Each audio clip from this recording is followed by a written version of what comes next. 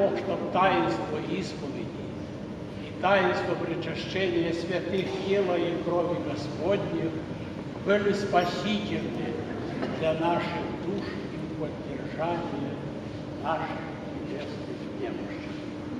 Вас, батюшка, Розариус, престольный праздник. Спаси, Господи, Владыка. Этот храм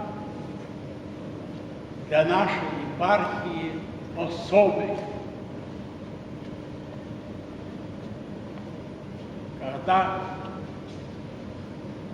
начиналась эта епархия, Ижевская и Иркутская, было всего по всей республике,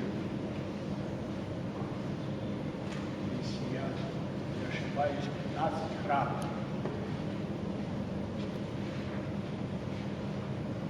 Мы усердно молились,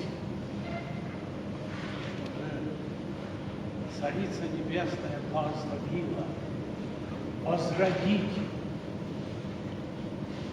духовную жизнь епархии.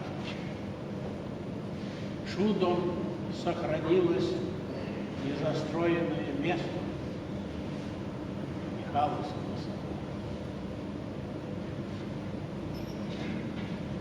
Это был первый храм по усердию молитвам верующих людей в честь Царицы Небесной Казанской. Все верили, молились. И так, с тех 15 храмов всей епархии, большинство из них были не храмы, а так молитвенные дома, где-то в школе, в какой-то душе. На сегодняшний день 160 храмов. Большинство из них ново построены и восстановлены, которые сохранились в свой надлежащий вид, благодаря Царице Небесной.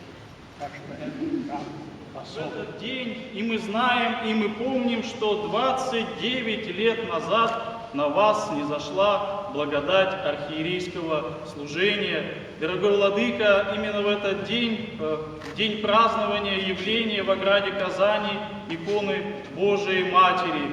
И эта икона, наверное, все эти года вам спутешествует и хранит вас под своим покровом.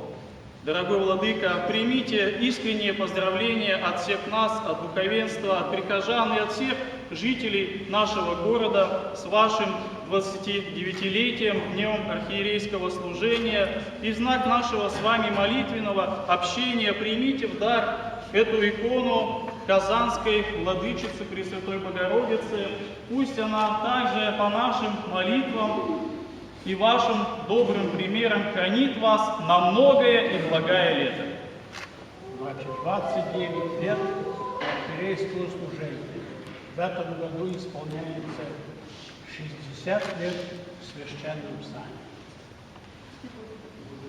Много лет.